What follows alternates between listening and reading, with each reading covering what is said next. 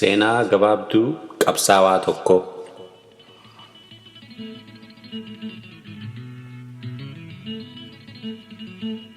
Maqaa qabsoo Milkeessaa Gadaa.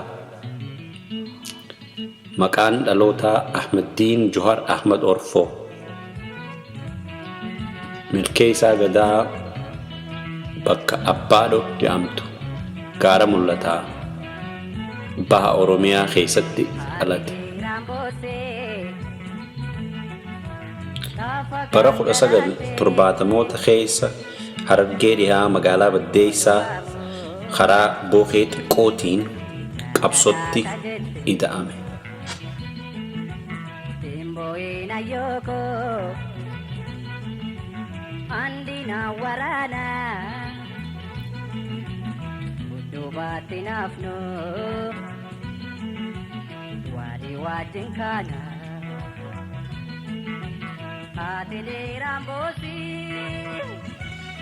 Qabsoo keessattis hoogganummaadhaan abbaa waraanaa tahuu bira dabree miseensa koree jiddugalaa adda bilisummaa Oromooti ture.